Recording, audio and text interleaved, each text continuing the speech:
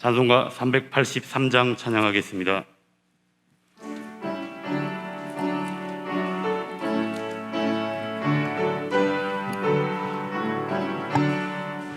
눈을 들어 산을 보니 도움 어디서 오나.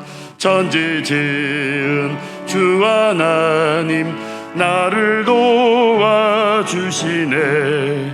나의 발이 실족 않게 주가 깨어 지키며 택한 백성 항상 지켜 길이 보호. 다 함께 일어서시겠습니다.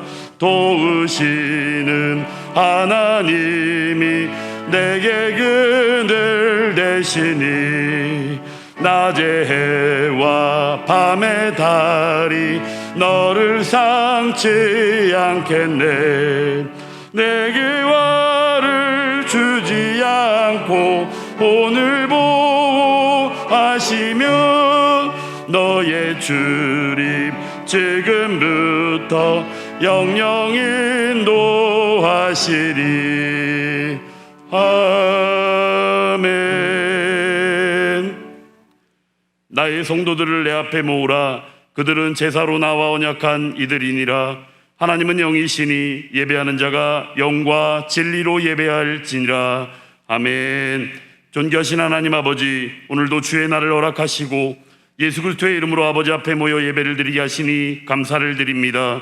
우리에게 반석이시오 요새이시며 산성 되시는 하나님 앞에 경배와 찬양을 올려드리오니 우리의 예배를 기뻐 받아 주옵소서. 주의 백성들에게 하나님을 아는 지식의 은혜를 더하시며 어떻게 살아야 하는가의 삶의 지혜를 더하여 주옵소서. 더없이 힘들고 어려운 이때에 분변치 못하는 어리석음을 덮으시고 지혜로 함께 하시오며 예배 가운데 하나님 아버지 홀로 영광받아 주옵소서. 예수 그리스도의 이름으로 기도하옵나이다. 아멘. 전능하사 천지를 만드신 하나님 아버지를 내가 믿사오며 그 외아들 우리 주 예수 그리스도를 믿사오니 이는 성령으로 잉태하사 동정녀 마리아에게 나시고 본디오 빌라도에게 고난받으사 십자가에 못 박혀 죽으시고 장사한 지 사흘 만에 죽은 자 가운데서 다시 살아나시며 하늘에 오르사 전능하신 하나님 우편에 앉아 계시다가 저리로서 산자와 죽은 자를 심판하러 오시리라. 성령을 믿사오며 거룩한 공예와 성도가 서로 교통하는 것과 죄를 사하여 주시는 것과 몸이 다시 사는 것과 영원히 사는 것을 믿사옵나이다. 아멘. 다 함께 자리에 앉으셔서 찬송가 8장으로 하나님께 찬양을 올려드립니다.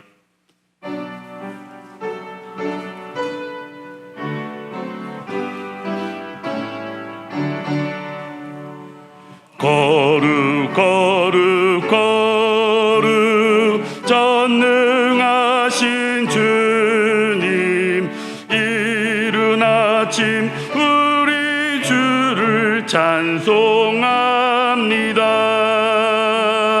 거룩 거룩 거룩 자비하신 주님, 성삼위일체 우리 주로다. 거룩 거룩 거룩 주의 보좌 앞에 모든 성도 면류관을 벗어드리네. 전군 천사 모두 주께 굴복하니 영원히 위에 계신 주로다.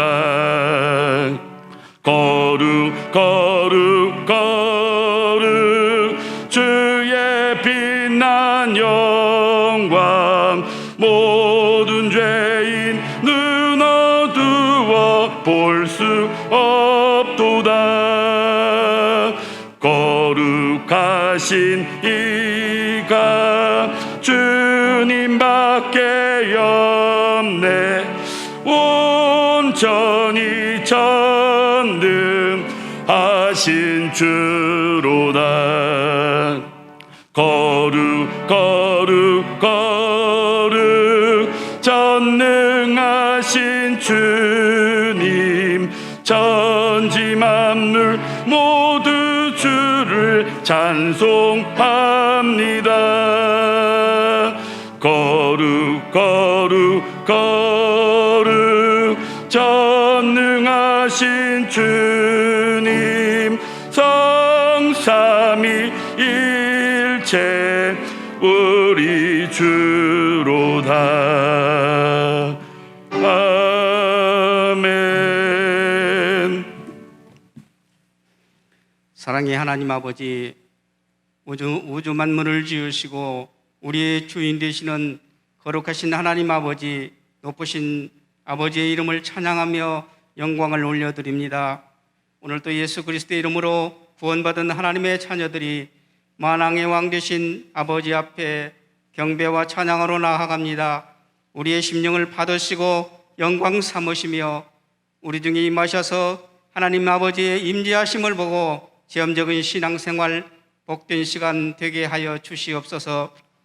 한 주간의 삶 속에서도 허물과 죄 많은 저희들이기에 아버지의 도우시는 은혜의 삶 살았지만 주의 주시는 소원 따라 살지 못하고 공포와 불안, 긴장 속에서 어리석은 채 주님만을 바라보며 하나님 우선순위의 삶을 살지 못했습니다.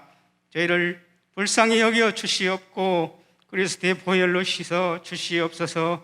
용납하여 주시옵소서. 이 시간에도 우리를 향하신 아버지의 소원을 따라 첫사랑을 회복해 하시고 하나님 아버지의 우선순위의 삶이 되도록 인도하여 주시옵소서. 이 나라 이 민족을 불쌍히 여겨 주시옵소서.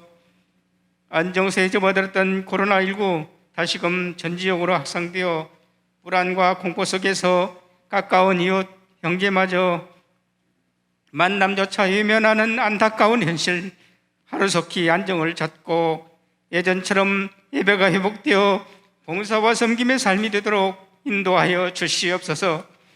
오늘도 말씀 전하실 장일권 담임 목사님, 주의 능력으로 붙드시고 주께서 주신 비전과 소원을 이루어갈 수 있도록 권능으로 임하셔서 하나님 기뻐하시는 복된 교회 세워나가게 하여 주시옵소서. 오늘도 주의 이름으로 모여 예배하는 모든 한우리 성도들 기억하시고 복주시며 하나님 중심의 참된 예배자 되게 하여 주시옵소서. 오늘도 주시는 말씀에 순종하게 하시고 모든 것 주께 맡기며 감사와 드림의 예배 되게 하시고 하나님 아버지 홀로 영광 받으시옵소서. 거룩하신 우리 주 예수 그리스도의 이름으로 감사하며 기도 올리옵나이다. 아멘.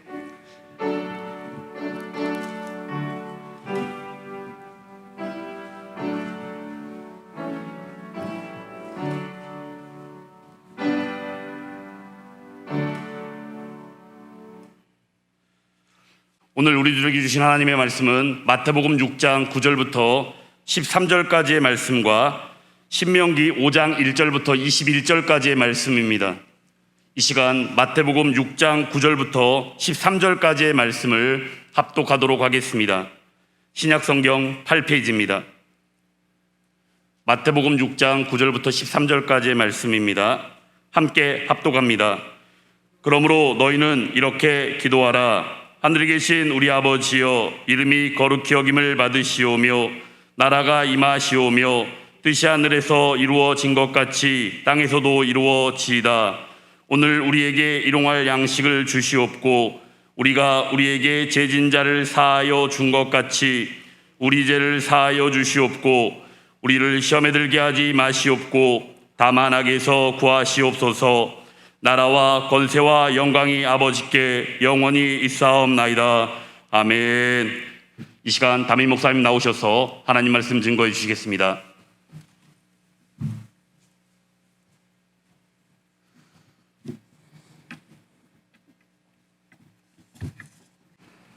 코로나로 인하여 사회가 완전히 경색되어 있는 가운데서 고통 중에 있습니다. 보건적으로 팬데믹 상태.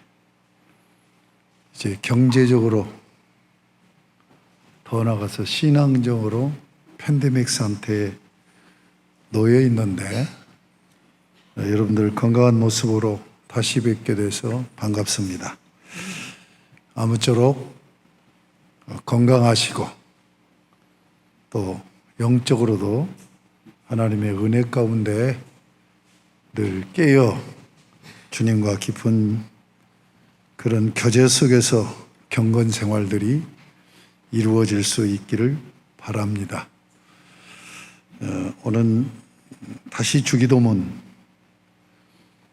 주기도문은 교회가 드리는 기도로 교회를 위한 기도다.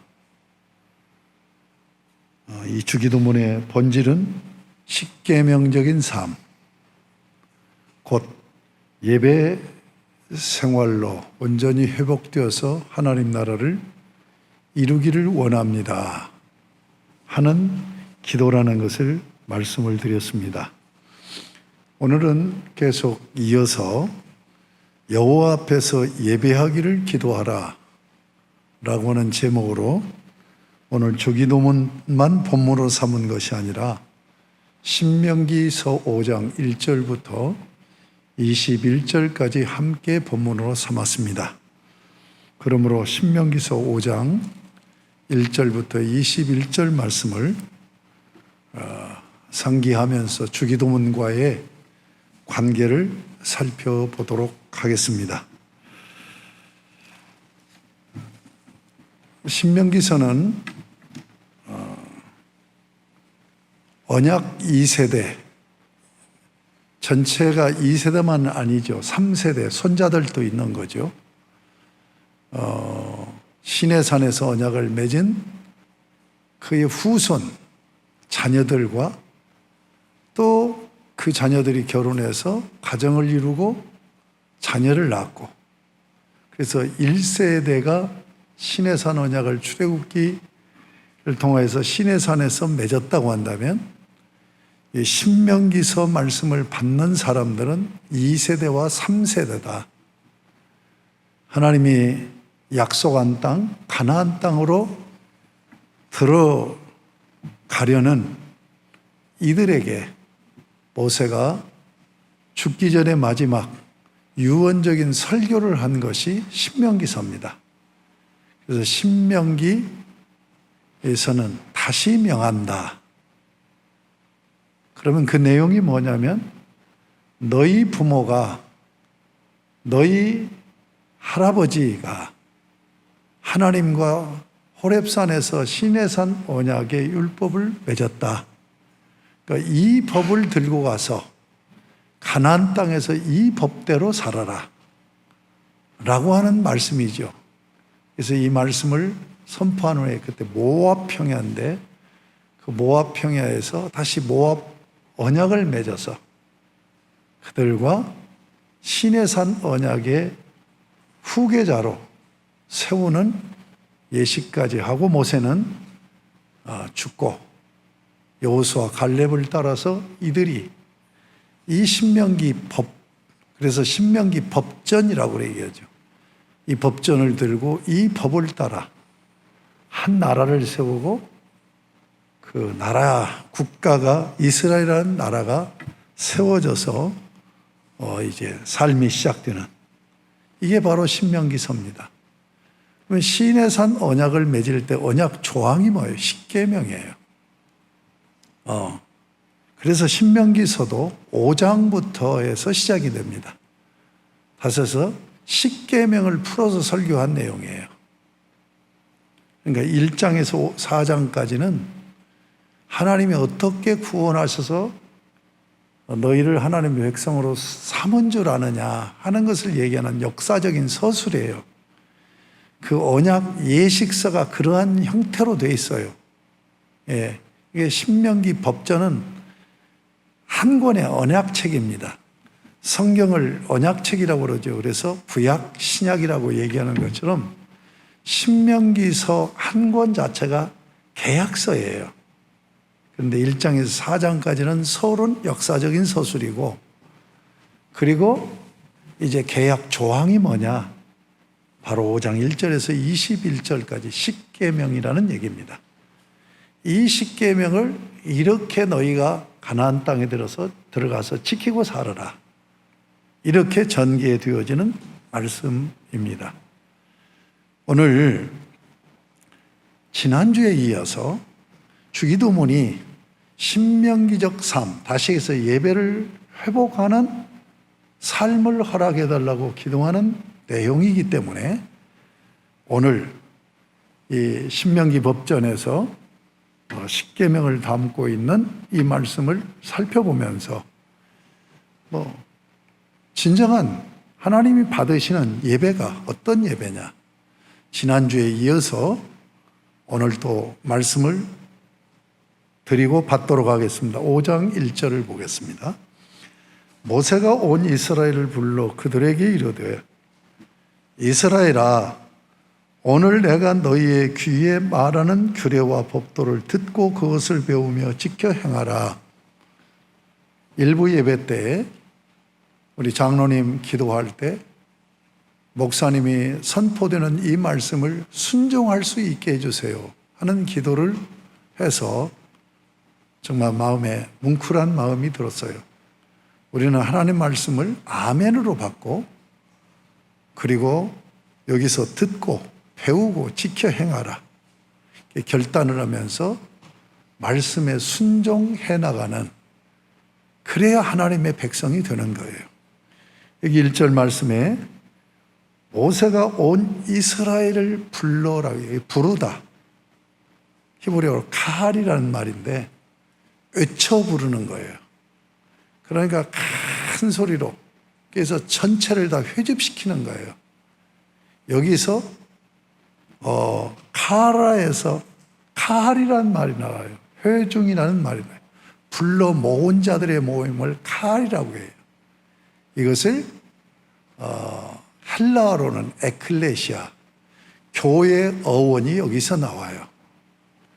그러니까 온 이스라엘을 불렀어요. 불러 모은 거예요. 아시겠습니까? 예배의 중요한 요소는 공동체 예배다. 혼자 드리는 예배가 아니라 공동체 예배다. 그래서 온 이스라엘을 불러 모았다고 하는 것 잊지 마시고, 여기서 듣고 배우며 지켜 행하라는 것이 뭐냐? 십계명이란 말이에요. 십계명은 뭐예요? 하나님을 예배하는 예배법이다 하는 것을 잊지 않으셨으면 좋겠습니다. 2절 3절을 보겠습니다. 우리 하나님 여호와께서 호렙산에서 우리와 언약을 세우셨나니, 3절, 이 언약은 여호와께서 우리 조상들과 세우신 것이 아니요 오늘 여기 살아있는 우리 곧 우리와 세우신 것이라. 이스라엘 민족의 역사의식에 독특한 점이 있어요. 우리는 과거는 과거예요. 현재는 현재고 미래는 미래예요. 그러니까 과거, 현재, 미래가 시간 속에 이어지지만 우리는 구분을 합니다. 그러나 이스라엘 민족은 과거, 현재, 미래를 구분을 하지 않아요. 자, 시내산에서 그의 아버지들이 그리고 그의 할아버지가 언약을 맺었는데 오늘 3절에 뭐라고 얘기합니까? 오늘 여기 살아있는 우리 곧 우리와 세우신 것이라. 그러니까 이스라엘 백성들은 출애굽을 통하여서 이스라엘 나라를 세웠는데, 그리고 수백 년이 흘렀어요. 아주 까마득한 후손들이죠. 그 후손들은 어떻게 이해하냐? 출애굽의 사건을 우리 조상들이 출애굽했다고 얘기하잖아요. 우리 조상들 속에 출애굽할 때 나도 그 속에 있었다. 이게 유대인들의 역사 의식이에요. 그러니까 자기들이 있는 이 시대가 현재 시대 아니에요. 조상들이 행하던 시대가 과거잖아요. 과거와 현재를 동일시시키는 그런 독특한 역사 의식을 갖고 있다. 그래서 지금 출애굽의 사건이 너희 조상들의 문제만이 아니라 너희들이 출애굽해서 시내산 언약을 맺은 것이다. 이렇게 말씀해요. 그 다음에 4절에 여호와께서 산에 불 가운데서 너희와 대면하여 말씀하시매, 대면하였다라고 하는 표현이 나옵니다. 요즘 사회적 거리두기에서 비대면 예배라는 그런 그 생소한 용어가 생겼죠. 예배는 비대면이 아닙니다. 대면입니다. 대면이라는 얘기는 인격적인 만남을 얘기하는 거예요. 여러분, 예배는 예수 그리스도 안에서 구속받은 하나님의 자녀들이 하나님 아버지를 만나는 거예요. 아버지와 아들의 만남이 예배란 말이에요. 이게 인격적인 만남입니다. 하나님은 영이시면서 인격적으로 존재하세요. 그래서 아버지 하나님과 아들 하나님과 성령 하나님이 늘 얼굴을 마주대하고 있어요. 마찬가지로 우리를 하나님의 형상으로 지었어요. 하나님을 닮은 인격자로 지은 거예요. 그래서 우리 예배는 대면 예배입니다.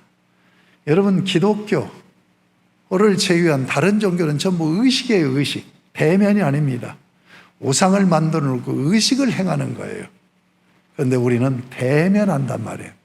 인격적인 대면은 뭐예요? 기브앤드 테이크, 주고받는 거죠. 하나님 앞에 그래서 우리는 예배를 드리는 거고, 찬양을 올리고 기도를 드리고 우리의 몸과 마음과 뜻, 정성, 모든 것을 다 바쳐요. 예? 여기서 헌금 제도가 설명이 되는 거 아닙니까? 그러면 하나님은 받으시고 또 하나님께서 은혜와 복을 주세요. 그것을 말씀을 통해서 주신단 말이에요. 그래서 예배의 네 요소를 얘기할 때 기대, 만남, 계시, 응답으로 그렇게 이루어졌어요. 기대는 뭐예요? 인격적으로 하나님을 만나니까 경외하는 마음으로 준비하고 나가는 거예요. 이게 기대예요. 그래서 둘이 만나는 거예요. 만나는 그 만남이 그냥 의식적인 만남이 아니라 하나님이 우리에게 말씀하시는 계시가 있고 거기에 응답한단 말이에요. 그래서 오늘 지금 설교에 결론이 나온 거예요. 하나님이 원하시는 예배는 어떤 예배냐? 인격적인 만남의 대면 예배다. 두 번째는 혼자 드리는 게 아니라 우리 회중, 하나님이 불러 모으신단 말이에요. 크게 외쳐 온 이스라엘이 함께 모였단 말이에요. 그래서 공동체 예배다. 오늘 메시지가 그런 메시지예요. 이것을 여기서 확실히 보여주고 있다 하는 말씀을 드리면서, 자, 우리가 옛 언약 백성들의 예배, 신약 새 언약 백성들의 예배에 대해서 살펴보고자 합니다. 최초 예배는 에덴 동산에서 예배를 드린 거죠. 그래서 성경은 에덴 동산을 성전으로 묘사하고 있습니다. 성전은 아버지와 아들이 만나서 예배 드리는 장이에요. 에덴 동산에서 예배를 드리다가 타락으로 인하여서 성전에서 쫓겨나지요. 쫓겨난 후에 이제 족장 시대가 열립니다. 창세기 5장에 10대 족장이 나와요.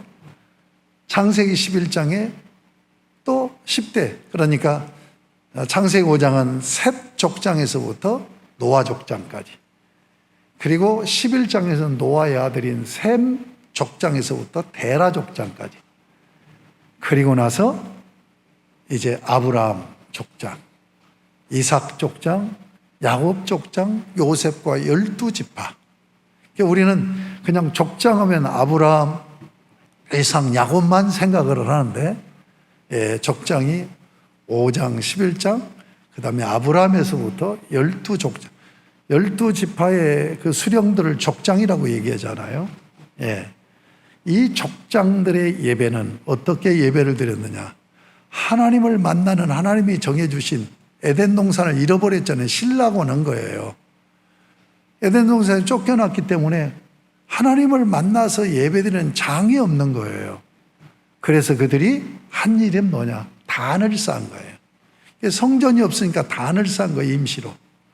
그리고 제단 예배를 드렸던 거예요. 그런데 하나님께서 이스라엘 백성들을 출애굽시켜서 시내 산에 불러 모아놓고 언약을 맺지요.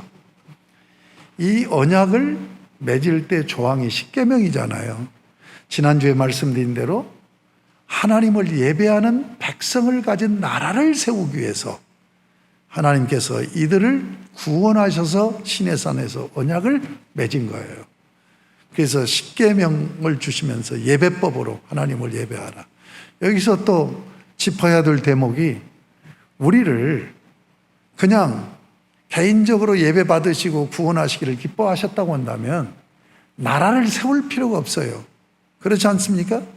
나라를 세울 필요가 없어요. 그냥 족장들 신앙생활 하는 것처럼 그렇게 하나님을 믿고 가정별로 이렇게 나중에 이제 가정이 시족 사회가 되고 부족 사회가 되고 나라로 이렇게 그 사회 발전 역사를 보면 그렇게 가잖아요. 그렇게 가는데 어쨌든 하나님이 특별한 나라를 세울 필요가 없어요. 그런데 이스라엘 나라를 세운 것은 공동체 예배를 받으시게 한 거랍니다. 왜 공동체 예배를 받으세요? 결국 하나님께서 이 세상을 창조하신 이유가 뭐냐? 하나님을 예배하는 백성을 가진 나라를 세우려고 한 거란 말이에요. 그래서 우리는 성경 66권의 총 주제가 하나님 나라, 천국이잖아요. 성경 66권은 하나님 나라가 주제입니다. 그러니까 하나님 나라라는 공동체를 세우려고 하는 거니까 공동체의 모델로 이스라엘 한 나라를 세운 거예요. 그래서 이스라엘 백성들을 오늘 말씀처럼 온 회중으로 불러 모아서 하나님을 예배하게 하는 것이다 하는 것을 잊지 않아야 돼요. 그래서 이제 시내산 언약을 맺었어요. 언약 예식이 출애굽기 24장에 끝나요. 이 언약을 맺고 그러고 끝나지 않아요. 하나님을 예배하는 백성을 가진 나라를 세우려고 했기 때문에 출애굽기가 40장까지 되어 있는데 일부가 출애굽이에요. 이게 18장까지입니다. 그 다음에 19장부터 시내산 언약입니다. 이게 40장까지예요.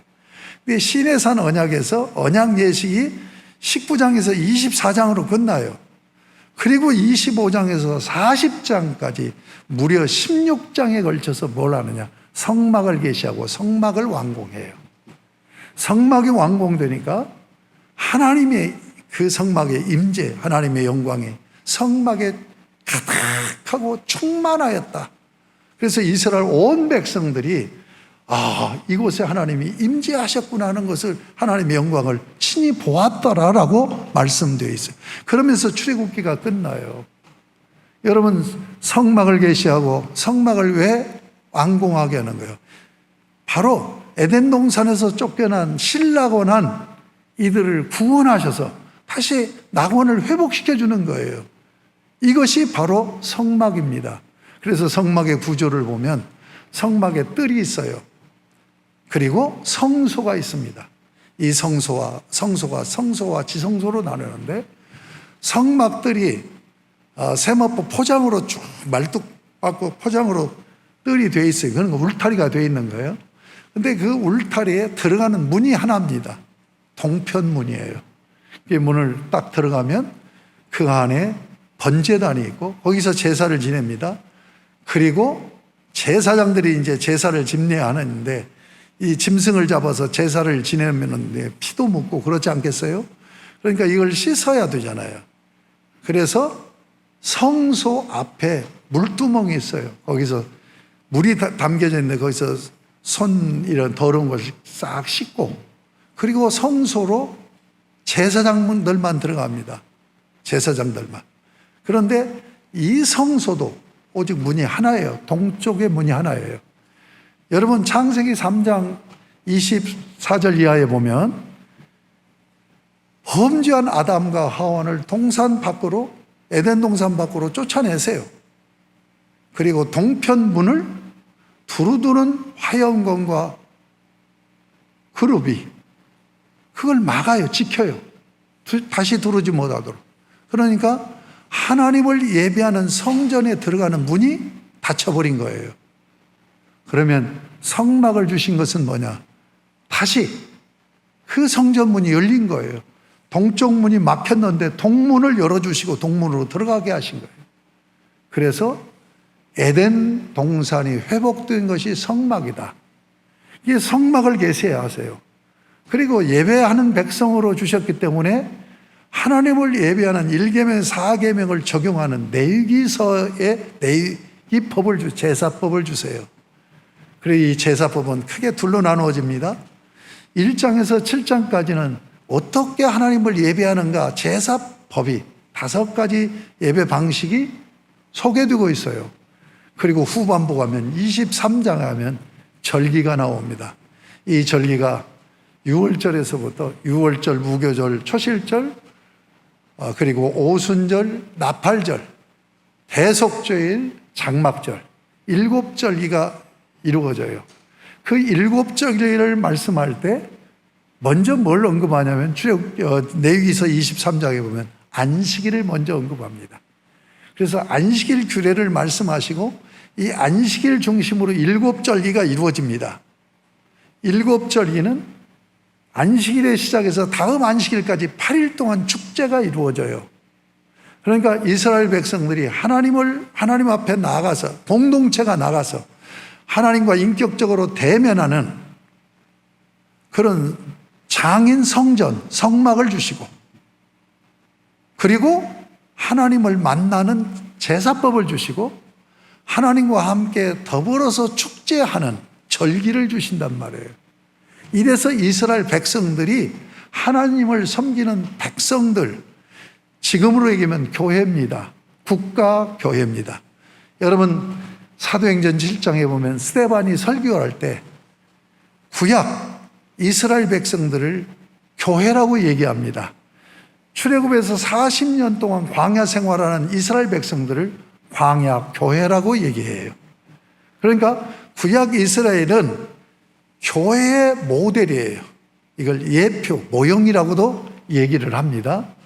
자, 이렇게 하나님께서 이스라엘 나라를 세우고 이스라엘 전 공동체를 불러 모아서 하나님을 예배하는 백성으로 삼으셔서 언약을 맺고 바로 예배할 수 있는 성막을 짓게 하시고 그리고 거기서 하나님을 예배하는 방식인 제사법과 그리고 하나님 앞에서 함께 더불어 사는 삶을 보여주는 절기들이 소개되어지고 있다. 그런데 이 절기가 3절기로 압축이 됩니다. 6월절, 오순절, 장막절. 근데 이스라엘 백성들이 이 성막에서 하나님을 예배하면서 이제 나라가 시작돼요. 그런데 가나안 땅에 정착을 합니다. 정착을 하니까 그러니까 정착하기 전에 광야 생활에서는 이 성막이 굉장히 중요하죠. 하나님과 만나는 장이고 하나님이 그곳에서 자기 백성들을 인도하는 곳이기 때문에 그래서 이동식 성전을 준 거예요. 이동식. 그래서 성막인 거예요. 텐트로 주신 거예요. 그런데 이제 가나안 땅에 들어가서는 정착을 해요. 이제 농경 사회가 이루어져서 집을 짓고 주거 우리가 사는 것처럼 그렇게 산단 말이에요. 정착을 하니까 성막이 필요가 없는 게 텐트가 필요한 게 아니라 성전이 필요한 거예요. 그래서 성전 건축이 이루어져서 성막이 성전 시대로 갑니다. 열왕기상 8장에 보면 성전을 지어서 봉헌할 때 하나님이 그 성전에 영광이 충만히 임재하는 그런 역사가 있는 것을 봅니다. 이스라엘 백성들은 얼마나 민주국가인지를 몰라요. 여러분 민주주의가 발전하는 특징 중에 하나가 뭐냐면 중앙집권정치제도가 아니라 지방자치제의 발전이에요. 우리나라도 지금 민주정부로 가면서 지방자치제가 점점 발전이 되어 가는데 이스라엘 나라는 고대 사회인데 다른 나라하고는 전혀 다르게 12지파라는 부족들이 자치를 이루고 있는 거예요. 한 나라와 같은 거예요. 그럼에도 불구하고 그들은 절대로 나눠지지 않고 철저하게 한 나라를 이룰 수 있던 것이 성전 중심으로 하나님을 예배하는 백성으로 모였기 때문에 그럴 수 있었던 거예요. 성전에서 그들은 모여서 예배를 드립니다. 그런데 이스라엘 민족은 얼마나 많이 고난을 받은 민족이에요. 그러니까 고난 속에서 고난을 통해서 뭐냐면 민족들이 백성들이 흩어진 거예요. 그게 다른 나라로 간 거예요. 여러분 그냥 자기들이 못 살겠다고 간 사람도 있지만 정책이, 정복을 하고 정책이 여기 있는 이 유대인들을 세계로 흩어져 버린 거예요.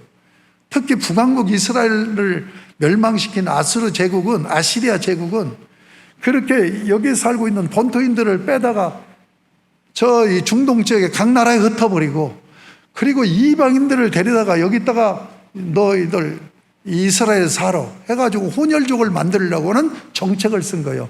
유대인들이 독특한 백성들이기 때문에. 그러니까 유대인들이 세위로 많이 흩어져 있는 거예요. 그때 당시 비행기가 있습니까? 교통수단이 제대로 되어 있습니까?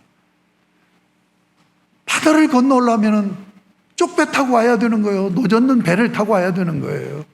나귀 타고. 돈이 많아야, 아주 권력이 있어야 말 타지요. 그러고는 수백리 수천리 길을 오는 거예요. 그런데 여러분, 이 절기에 이스라엘 백성들이, 해외파들이 참여를 안 하면은 이스라엘 백성에서 명단에서 제외가 돼버려요. 유대인이라고 말할 수가 없어요.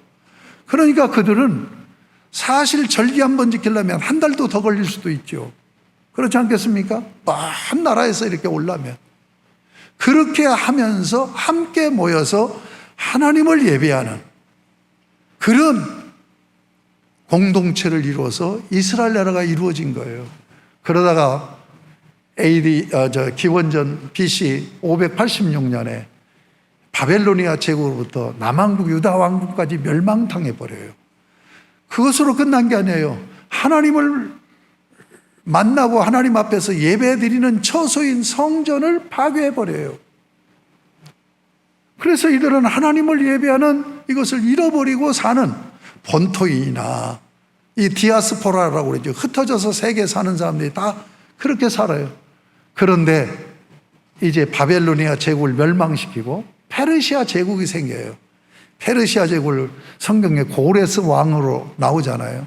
고레스 왕은 유화 정책을 해서 포로들을 다 자기 나라로 돌아갈 수 있도록, 그래서 자기 풍속을 지키고 종교를 지키면서 살 수 있도록 유화 정책을 내려요.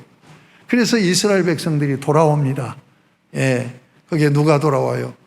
여러분, 다윗 왕 손으로 다윗 왕국의 왕으로 설 수 있는 사람이 스룹바벨이에요. 스룹바벨, 그 다음에 느헤미야가 지도자잖아요. 그 다음에 에스라, 이들은 하나님 말씀을 받아야 되는 백성이니까 율법학자. 이들을 해서 1차, 2차, 3차로 포로 귀환을 해요. 그래서 이스라엘로 돌아와요. 자기 조국으로 돌아와요. 그들이 돌아와서 맨 먼저 한 것이 뭡니까? 성전 건축이에요. 이게 스룹바벨 성전 건축입니다. 그런데 역사 가운데 스룹바벨 성전도 파괴당해 버려요. 자, 여기서 주목해야 될 것. 온 백성들이 하나님 앞에 함께 전체 모여서 예배하는 게 절기를 통해서 예배돼요. 그러면 안식일은 어떻게 지켜야 돼요? 안식일마다 모일 수가 없잖아요. 그래서 회당 제도가 발전하기 시작합니다. 그래서 회당에 모여서 안식일에 예배를 드리고, 그리고 절기 때는 성전에 모이고. 그러니까 철저하게 성경은 대면 예배, 인격적인 만남의 예배고, 그리고 함께 모여서 공동체로 드리는 공동체 예배를 성경에서는 말씀하고 있다는 것을 잊지 마시기 바랍니다. 자, 그런 가운데서 예수 그리스도께서 이 땅에 오셨어요. 이제 성전도 파괴되고, 지금 그때 성전이 있죠. 헤롯이 세운 성전이에요. 헤롯은 에돔 족속입니다. 로마 황제가 땅이 정복한 나라가 많으니까 각 나라마다 제후들, 동양으로 중국 용어로 얘기하면 제후들을 세워요. 왕을 세워요. 이걸 분봉왕이라고 그렇게 얘기하죠. 그래서 이 헤롯이 정치 수완이 뛰어난 사람인데, 자기는 에돔 족속이에요. 유대인이 아니에요. 그런데 유대 나라를 다스릴 왕으로 임명해 주세요. 황제한테 노비를 해서 황제가 헤롯을 왕으로 세웁니다. 근데 유대인들은 이게 혈통이 유대인이 아니잖아요. 그러니까 받아들일 수가 없어요. 그래서 저항을 해요. 그래서 헤롯이 무슨 묘책을 써냈냐면, 이들이 꿈에도 그리는 게 뭐냐면 성전이거든요. 성전을 지어줘야 되겠다. 그래서 성전을 건축해 준 겁니다. 예. 그런데 그때 예수님이 오셨어요. 오셔서 이 예루살렘 성전이 멸망할 것을 예언하지요. 멸망할 것을 예언하지요. 예, 티투스 장군에 의해서 AD 70년 로마 장군에 의해서 바로 예루살렘 성이 멸망당하고 성전이 파괴돼 버리고 돌 위에 돌 하나 남지 않는다고 말씀한 것처럼 그대로 실현된 거죠. 왜냐하면 헤롯이 성전을 이 유대인들에게 환심살라고 성전을 질 때 돌로 이렇게 벽을 쌓잖아요. 그 사이사이에 우리 벽돌 사이사이에다 매직을 넣잖아요. 금으로 입힌 거예요. 금으로. 그러니까 로마에서 이 예루살렘 성전을 군인들이 다 무너뜨리니까 거기 속에 다 금이 매직으로 들어있잖아요. 그것을 캐내기 위해서 전부 해체해버린 거예요. 그러니까 주님이 예언한 대로 돌 위에 돌 하나가 남지 않고 예루살렘 성전이 완전히 파괴돼 버린 거예요. 그런 가운데서 예수님이 오셔서 새 언약을 맺으시고 새 언약 백성을 성전 대신 교회라는 공동체로 세우십니다. 여러분, 그래서 이제 교회가, 신약에서는 구약의 성전 대신해서 교회가 모여서 하나님을 예배하고 찬양하는 공동체가 이루어지게 되는 것인 줄로 믿으시기 바랍니다. 아까 이 신명기 5장 1절에서 그들을 부르는 카라, 부른다. 여기서 칼이라는 회중이라는 말이, 이 회중이 교회의 어원이에요. 그러니까 교회라는 말이 바로 구약에서는 이 말씀이 근거가 되고 있다 하는 것을 여러분 아시면 되겠습니다. 그러므로 교회는 어떤 곳이냐? 구원받은 하나님의 백성들이 예수 그리스도 안에서 하나님의 아들들이 된 우리가 아버지를 만나서 인격적으로 대면해서 예배드리는 장으로 교회를 세우게 하신 겁니다. 그래서 교회 건물을 다르게 표현하잖아요. 예배당이라고 얘기하는 거예요. 예배당. 교회 하면 예배당이에요. 예배하는 곳이란 말이에요. 그러므로 우리 교회가 어떤 곳이냐? 모두가 함께 공동체로 모여서 여러분 영상으로 그렇게 비대면으로 하지 않고, 여러분 여기 신명기 5장에서도 모세가 하나님이 강림했는데 이스라엘 백성들이 그래요. 하나님을 보면, 얼굴을 보면 우리 다 죽습니다.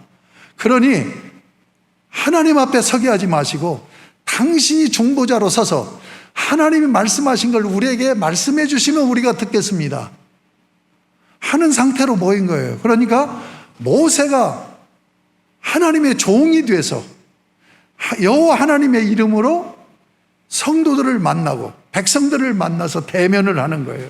그리고 예배가 드려지고 말씀이 선포되어지고 이렇게 되어진다는 것을 잊지 마시기 바랍니다. 그러므로 교회는 어떤 곳이냐? 공동체가 함께 모여서 하나님을 대면해서 인격적으로 만나서 예배하는 장이다 하는 것을 여러분 성경 역사를 통해서 보여드린 겁니다. 그러면 구약시대 때는 성전 중심으로 예배가 드려지니까 초창기 때는요, 안식일을 지켜야 되는데 성전까지 못 가잖아요. 그래서 자기들끼리 모여서 이렇게 안식일을 지킨 거예요. 이 안식일을 산당이라고 얘기해요. 산당. 그런데 산당을 중심으로 안식일을 지키는데 바알 종교가 강력하니까 하나님을 섬기는 안식일의 산당에서 바알을 섬기는 거예요. 그래서 종교개혁할 때 이 산당을 헐어버리라고 얘기한 거예요. 근데 나중에 핍박의 시대에 와서 회당, 그러니까 성전과 회당을 중심으로 해서 함께 모여서 공동체로 모여서 하나님을 예배하고 섬긴 거예요. 그러면 신약에 와서는 예루살렘 교회가 세워집니다. 아마 유대인들 성전 생활로 문화가 이루어진 그 사도들이나 제자들이나 이런 유대인들, 본토 유대인들은 예루살렘 교회가 세워질 때 이것이 구약의 성전이라고 생각을 했을 거예요. 그런데 하나님은 예수 그리스도 안에서 예루살렘 교회라는 교회를 세우면서 유기체로서의 교회, 보편적인 걸 캐톨릭 처치라고 그러죠. 곳곳에 지역교회를 세운 거예요. 그래서 여러분, 성경에 많은 교회들이 세워지지 않습니까? 예, 에베소 교회가 세워지고 갈라디아 교회가 세워지고 고린도 교회가 세워지고 뭐 여러 지역마다 데살로니가 교회가 세워지고 교회들이 세워진단 말이에요. 여러분, 이 교회가 예루살렘 교회를 중심으로 해서 하나 된 교회를 이루었던 거예요. 이걸 캐톨릭 저축 공교회라고 얘기를 합니다. 이러면서 성경에 나와 있는 교회 이름을 한번 보세요. 전부 지역교회입니다. 우리 한우리교회는 지역명이 아니잖아요. 지역명이라면 호메실동 교회라고 해야 되겠죠. 만약에 지역명으로 전부 얘기한다고 한다면 은혜교회도 호메실동 교회, 뭐 1교회, 2교회, 3교회, 4교회. 인천에는 그런 교회가 있잖아요. 인천 제1교회, 인천 제2교회, 인천 제3교회. 이렇게, 그러니까 우리 지금 한국교회 초대교회 목사님들은 성경적으로 교회 이름을 지어야 된다. 그런데 요즘은 추상적으로 해서 한우리교회라고 하는, 왜냐하면 한우리교회라는 이름을 공모해서 진 거잖아요. 두 교회가 합쳤잖아요. 그래서 두 교회가 한 울 안에서 공동체를 이룬다 해서 한우리교회라는 이름을 김승호 장로님 딸이 이름을 지어가지고 투표를 해서 우리 한우리교회라는 이름으로 가자 해서 지은 거예요. 그러나 성경에는 단 한 곳도 그런 교회 이름이 없습니다. 전부 지역교회입니다. 지역에 있는 구원받은 하나님의 백성들이 함께 모여서 하나님을 예배하고 찬양하는 장이 바로 교회다. 그러니까 교회의 설립 목적, 교회의 존재 이유, 이것은 구원받은 하나님의 백성들이 모여서 예배드리는 공동체, 예배의 공동체를 위해서 교회가 세워진 것이다. 그래서 교회당이 이루어진 것이다 하는 것을 여러분 잊지 마시기 바랍니다. 그러면 새 언약 백성들의 예배에 대해서 더 구체적으로 말씀드립니다. 여러분, 오늘날 우리 교회가 강화돼야 될 부분이 성례전이에요. 저는 오늘 공포합니다. 이 코로나가 끝나고 나면 반드시 성만찬을 겸한 예배를 드려야 되겠다. 앞으로 우리 한국교회가 회복해야 될 부분이 성만찬 예배입니다. 이게 성례전적 예배라고 얘기해요. 한번 따라합시다. 성례전적 예배. 여러분, 천주교는 성례전적 예배로만 가요. 이게 뭡니까? 미사지요. 왜 종교개혁을 통하여서, 그러니까 고대 교회에서부터 이 지금 천주교처럼 미사, 이게 성만찬이잖아요. 성만찬을 그들은 미사라고 얘기한단 말이에요. 성만찬 예배를 쭉 드려왔어요. 드려왔는데 종교개혁을 통하여서 우리 개혁교회가 성만찬하는 것에 대해서 상당히 조심할 필요가 있다. 왜냐하면 전혀 아무런 의식도 없이, 그러니까 실질적으로 본질적인 예배가 드려지는 게 아니라 겉으로 의식적인 예배가 의식화되어 버리니까 이것을 타파해야 되겠다 해서 성만찬 예배에 대해서 굉장히 조심했던 거예요. 그런데 여러분 보세요. 초대교회 전부 성만찬이에요. 여러분, 예배에서는 성례전적인 예배가 돼야 되는 거예요. 그런데 우리 개혁교회가 왜 성만찬을 계속 매주마다 드리지 않느냐? 지금 우리 개혁교회 중에서 그리스도 교회라는 교단이 있습니다. 거기는 매주 드립니다. 한 달에 한 번씩 성만찬하는 교회도 있습니다. 그런데 우리 한국교회가 앞으로는 성만찬이 매주 드려져야 된다. 성만찬이 뭡니까? 성만찬이 주님께서 영으로 임재하시고 그 주님 안에서 피로 구속받은 우리가 한 몸을 이루은 교회가 되었다는 표시예요. 그러면 이 성만찬 예배라고 하는 것은 뭐냐면 주님이 왜 교회를 세웠느냐? 바로 하나님을 예배하는 백성 공동체를 세우기 위해서 교회를 세웠다는 것을 확인하면서 하나님 아버지 앞에서 우리 모든 형제들이 하나가 돼서 한 몸을 이루고 아버지 하나님 앞에 예배를 올립니다. 하는 예배가 성만찬적인 예배라고 하는 것을. 그래서 저희 교회뿐만 아니라 제가 바로 교회론 책을 쓰면서 성례전을 회복하자고 하는 내용을 담으려고 그래요. 우리 한국교회가 성만찬 중심의 예배가 회복돼야 된다. 그래서 바로 우리 신약교회는 성만찬 중심의 예배였다. 성례전적인 예배였다. 이 성례전은 뭡니까?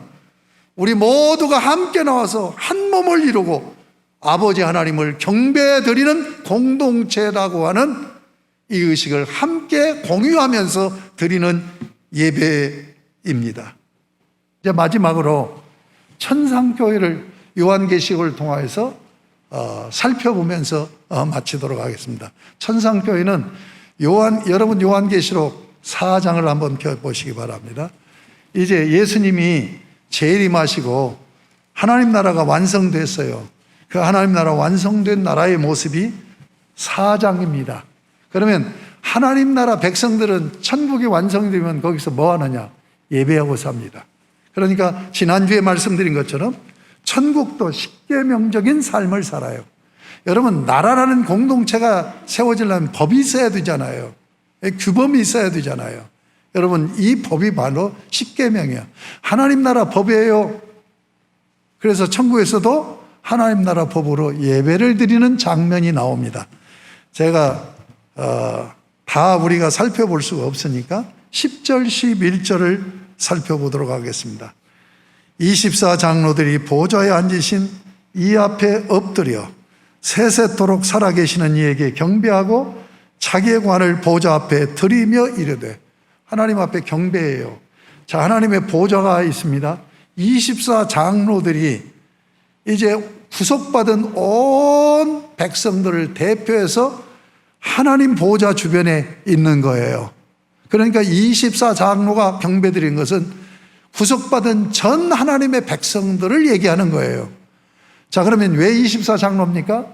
구약의 12족장, 신약의 12제자에서 24장로라고 되어 있습니다. 자, 24장로가 하나님을 예배한다는 것은 전 구속받은 하나님의 백성들이라는 것을 알려주는 것이 7장이에요. 7장을 한번 넘어가 보십시다. 7장 4절을 보면 내가 인침을 받은 자의 수를 들으니 이스라엘 자손의 각 지파 중에서 인침을 받은 자들이 14만 4천이니, 이 14만 4천이 하나님을 예배한단 말이에요.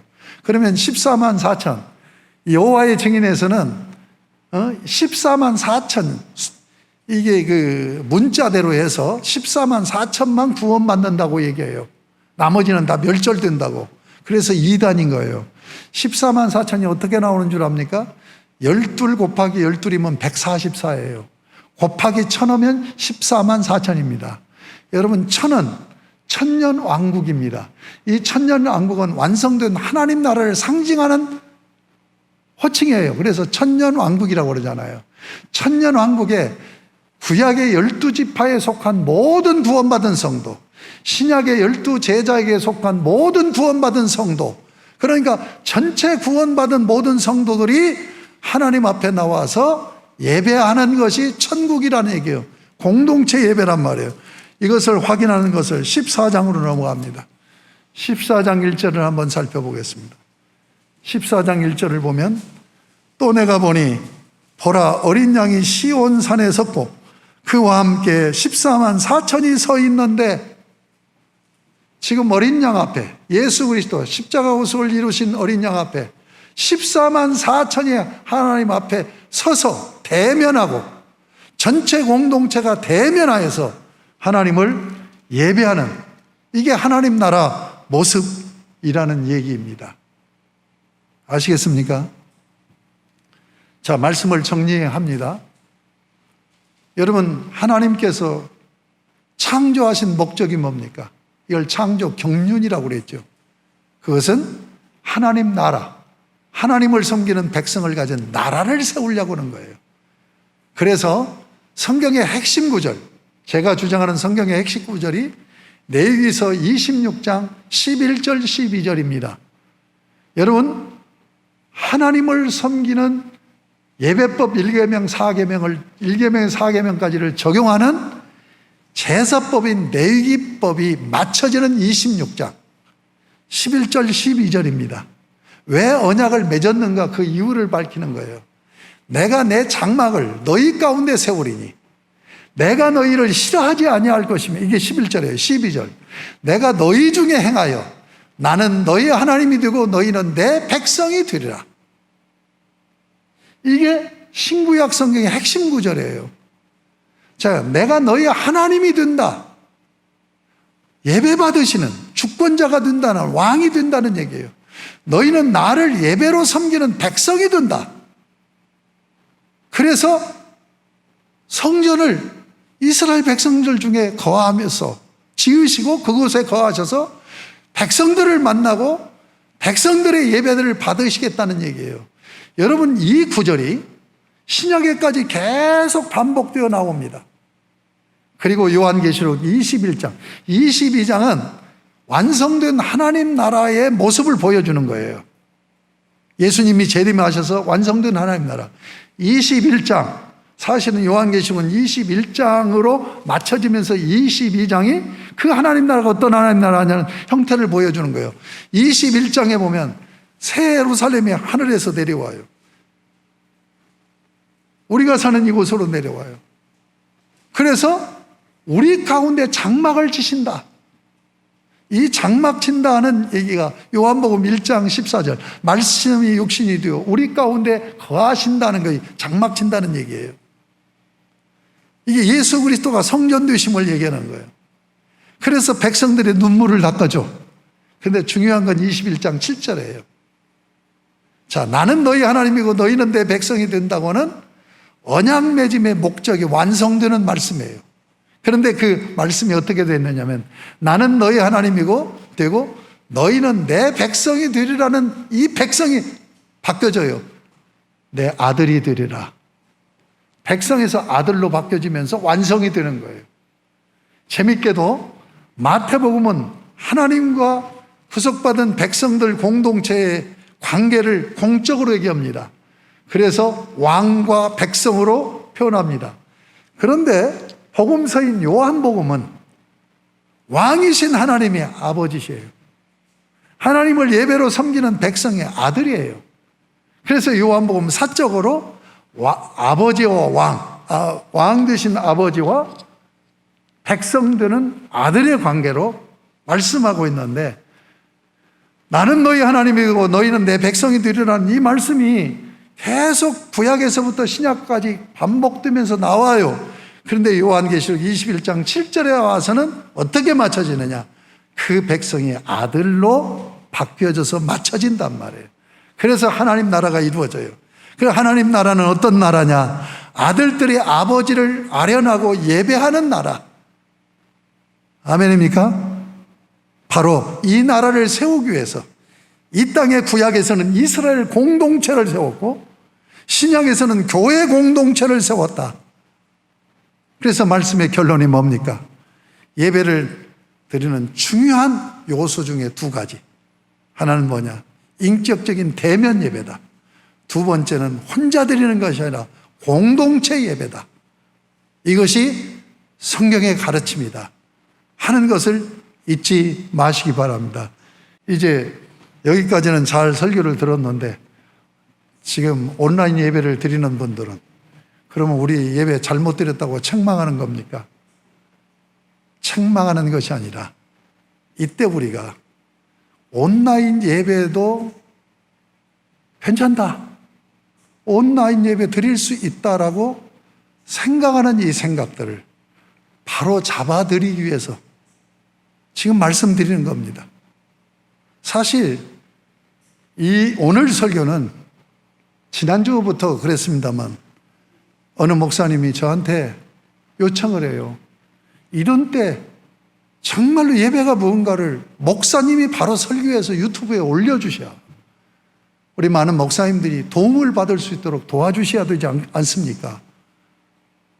그걸 좀 부탁드립니다 하는 요청을 이제 제 설교를 계속 듣는 목사님이, 그래서 사명감을 가지고 이 말씀을 드리는 것이고, 그리고 우리 성도들도 제가 지금 온라인 예배 드린다고 당신들 지금 예배 잘못 드리니까 교회 다 나와야 돼 라고 책망하기 위해서 말씀드리는 게 아니라, 여러분들이 기도하면서 온라인 예배를 할 수 없이 드릴 수밖에 없는 상황이지만 이 상황이 빨리 끝나고 이제 정말 하나님이 원하시는 대면 예배, 공동체 예배를 드리게 해주세요 하고 기도하면서 온라인 예배를 어쩔 수 없이 드리는 상황이라 할지라도 여러분들이 교회에 나와서 예배 드릴 때보다 훨씬 더 준비된 자세를 가지고 예배를 흐트러짐이 없이 드릴 수 있기를 바라서 이 말씀을 드리는 것이고, 그냥 편의상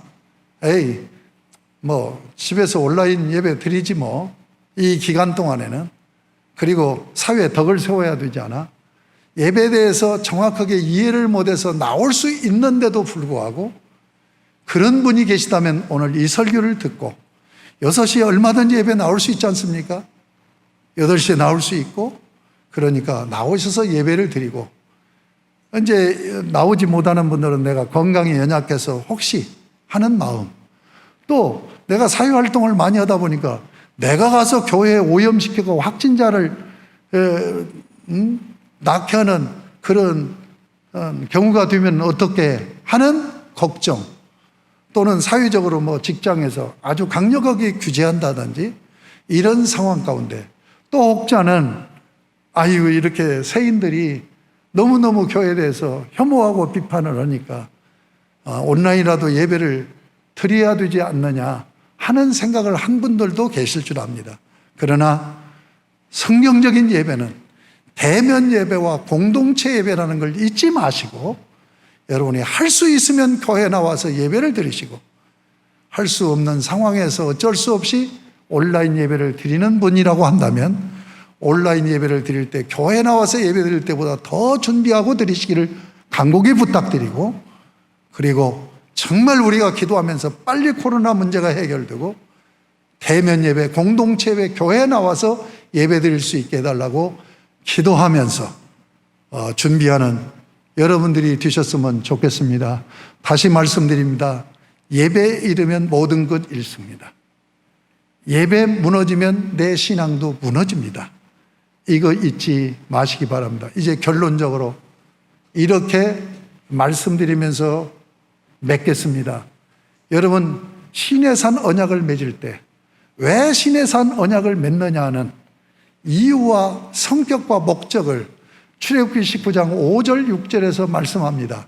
세계가 다 내게 속하였나니 너희가 내 말을 잘 듣고 내 언약을 지키면 너희는 모든 민족 중에서 내 소유로 삼겠고 너희는 내게 대하여 제사장 나라 거룩한 백성이 되리라.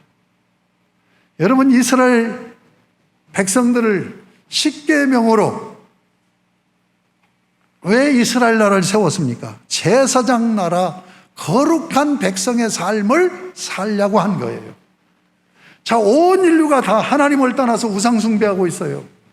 근데 이스라엘 나라를 세워서 하나님을 섬기는 본을 보이라는 거예요. 거룩한 백성이라는 것은 구별된 백성이에요. 모든 인류는 다 우상 숭배하는데 이스라엘을 세운 이유는 그들을 온 인류에게 보여주는 거예요. 샘플로, 모델로. 너희가 지금 대상을 잘못 섬기고 있어. 하나님을 섬겨야 돼. 이스라엘을 봐라. 이와 같은 하나님, 나를 섬기는 백성을 가진 나라를 세울 거야 하고 이스라엘을 세운 거예요. 그래서 거룩한 백성이라는 모델로 세운 겁니다. 그 다음에 뭐예요? 제사장 나라예요. 제사장 나라는 뭡니까? 제사장은 뭐 하는 거예요? 예배 집례자입니다. 그렇죠? 예배 집례자예요.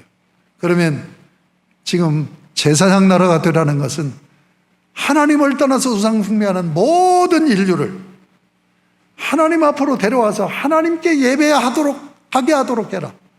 하나님께 예배하도록 하게 하려면 뭐예요? 이들의 신분을 변화시켜 줘야 돼요. 그래서 복음을 증거해야 됩니다. 복음 증가해서 모든 인류를 구원해서 하나님께 예배하도록 해라. 여러분, 신약의 교회를 왜 세웠습니까? 베드로전서 2장 9절에서 말씀합니다. 그러나 너희는 택하신 족속이요 거룩한 나라요 그의 왕같은 제사장이요 그의 소유된 백성이다. 이 용어들이 출애굽기서 19장 5절 6절에 있는 말씀입니다. 여기서 핵심이 왕같은 제사장, 거룩한 나라예요. 이게 왕이면서 제사장입니다. 그러면서 이 베드로전서 2장 9절에 이는 어두운 가운데서 불러내요 그의 빛 가운데 거하게 하신 자의 아름다운 덕을 선포하게 하려 하심이라. 제사장은 다른 게 아니에요. 하나님께 바쳐드려야 되는데 하나님을 떠나 있으니까 구원해내야 되잖아요. 그래서 로마서 15장 16절에서 사도 바울은 자기를 뭐라고 호칭했냐면 복음의 제사장이라고 얘기했어요. 복음 증거에서 구원해서 하나님께 바쳐드리는, 이게 제사장의 사명이에요. 교회를 왜 세웠습니까? 바로 그 이유 때문에. 그래서 너만 나를 만나는 예배를 드리지 말고 하나님을 떠나서 지금 우상숭배에 빠지면 저주 가운데 있는 이들을 구원해내서 하나님 아버지 앞에 아버지가 잃어버린 자식들 찾아왔어요 하고 바치는 예배를 드려라. 그러니까 교회의 존재 목적은 복음 증거하여 구원하여서 예수 그리스도를 믿게 함으로 나와 함께 내 형제들이 함께 더불어서 공동체를 이루고 하나님 앞에 예배 드리도록 교회를 세웠다는 것을 잊지 마시기 바랍니다. 아멘입니까? 그러므로 공동체 예배란 말이에요. 하나님의 백성들이 모여서 드리는 예배란 말이에요. 그러므로 지금 밖에 안 믿는 자들이 많잖아요. 그들에게 복음 증거예요. 이게 왕같은 제사장의 사명 감당하는 거예요. 그래서 거룩한 나라, 거룩한 백성으로 하나님 앞에 드려지는 예배, 이 예배가 되기 위해서. 그러니까 우리는 우리끼리 나와서 하나님 앞에 예배 드리면 하나님께서 기뻐하지 않아요.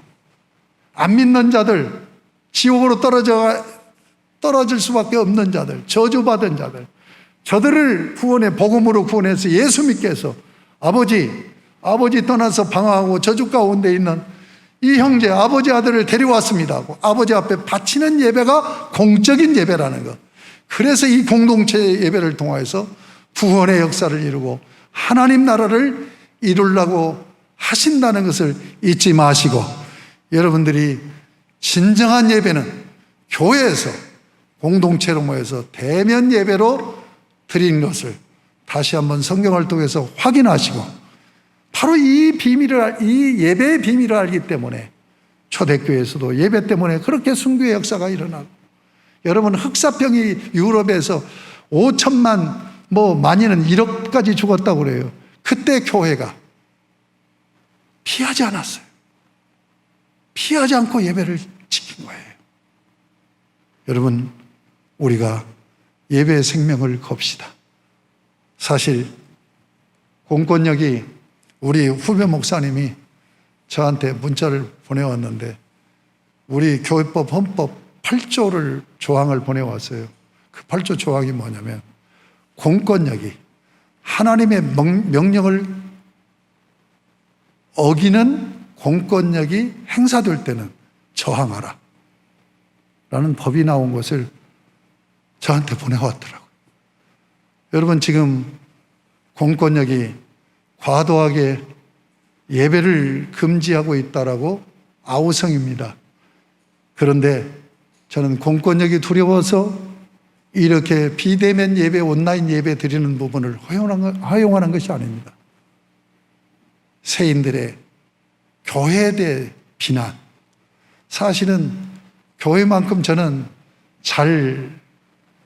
이 복원, 이걸 잘 지키는 공동체가 없다고 봐요. 특수한, 지금 이 전광훈 씨는 지금 9개 교단에서 2단으로 이번 총회 때 정지하려고 신문 보니까 지금 준비하고 있더라고요. 그런 짓은 잘못한 짓이죠. 그러나 가만히 생각을 해보세요. 예배 드리면서 코로나 걸립니까?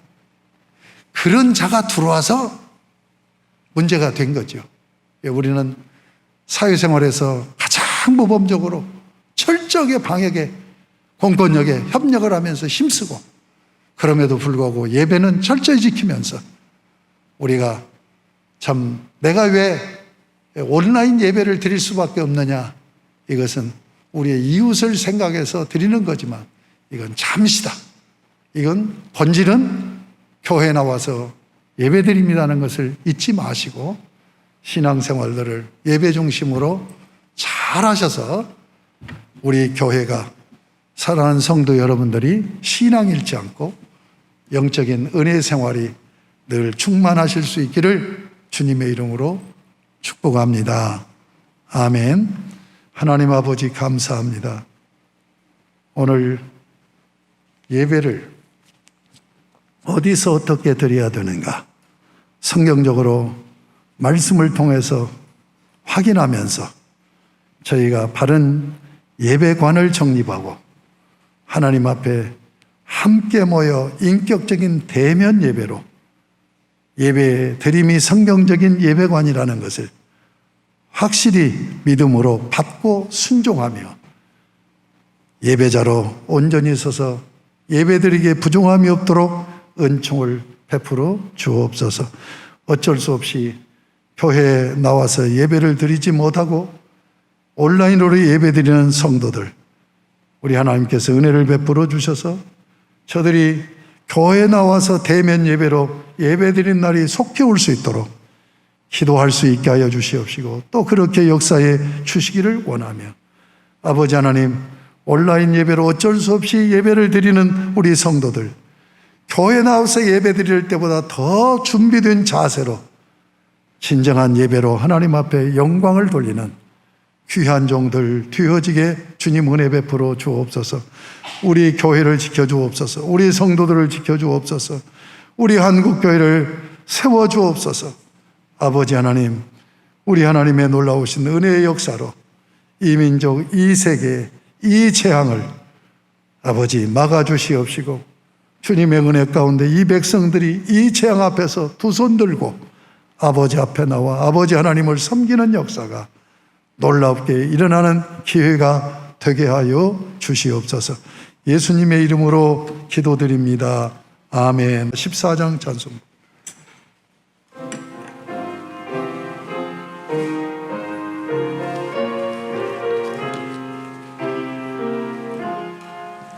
주 우리 하나님 하늘에 계신 헌금 시간입니다.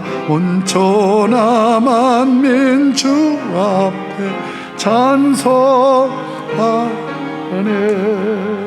이 천지 만물도 주 앞에 엎드려 그 거룩하신 이름을 늘 높이네. 주 언약하신 것 끝까지 지키니 저 하늘나라 향하여 곧 가리라. 주 얼굴 배울 때 내 맘이 기쁘고 영원히 주의 영광을 찬양하리. 왕의 되신 주 하늘에 계시니 이 세상 죄악 예수 저 전군 천사들 주홍이하고서 모성도 함께 영원히 늘 섬기네. 성삼일체께 승리한 우리들 다 기쁜 소리 높여서 감사드려. 창조주 하나님 내 주님 대신 주 앞에 나도 엎드려 경배하네. 아멘. 하나님 아버지, 예배를 드리며 구속의 은혜와 구속하신 주께서 나의 삶에 자리에서 왕이 되시고 우리의 삶을 이끄시고 인도하시고 지키시고 보장하신 그 은혜를 헤아려 감사한 믿음을 담아 하나님 앞에 헌금을 봉헌합니다. 이 헌금 받으시고 크게 기뻐하시며 하늘 문을 활짝 여시 하늘에 신령한 복, 땅에 기름진 복으로 우리 사랑하는 성도들을 인격적인 만남의 예배를 통하여서 넘치게 부어 주시기를 원합니다. 그래서 영적인 믿음의 부요로 충만케 하셔서 이 코로나 이 사태에 믿음으로 승리하는 저희들 되게 하여 주시옵시고 건강 지켜주시고 생명 지켜주시는 은혜 가운데 삶에서 어려운 중에서 형통하신 주님이 함께 하시는 은혜 속에 살게 하여 주시옵소서. 그리하여서 우리 사랑하는 성들의 가정 그리고 저들의 산업 복 주시기를 원하며 또 삶의 범사에 늘 넘치는 은혜로 채워주셔서 진정으로 예수 그리스도의 이름으로 깊은 감사가 감격이 넘치고 찬양이 넘치는 간증 있는 삶을 살게 하여 주시옵소서. 우리 교회를 회복시켜 주시옵소서. 한국 교회를 회복시켜 주시옵소서. 이 나라, 이 민족, 그리고 세계 인류 이렇게 엄청난 참 코로나로 인하여서 고통을 당하고 생명을 잃는 그런 역사에서 구원해 주시옵시고 이런 때 진정으로 이 백성들이 회개하고 하나님께 나오는 귀한 역사 있게 하여 주시옵소서. 예수님의 이름으로 축복하며 봉헌기도 올리옵나이다. 아멘. 교회 소식은 여러분이 주보를 참조하시기 바랍니다. 우리 다 같이 자리에서 기립하셔서 주님의 기도로 예배 회복하는 하나님 나라가 이 땅에 이루어지기를 열망하며 주기도문성으로 예배를 마치겠습니다.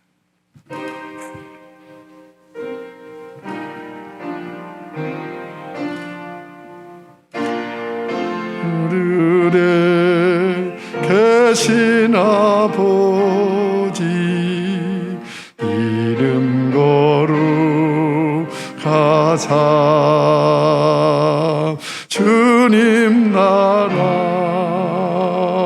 임하시고 뜻이 이루어지다.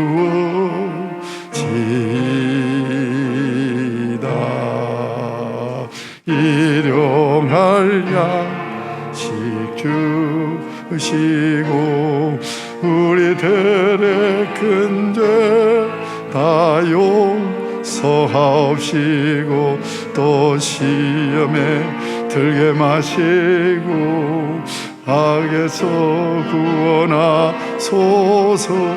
대개 주의 나라 주의 권세 주의 영광 영원히 아멘.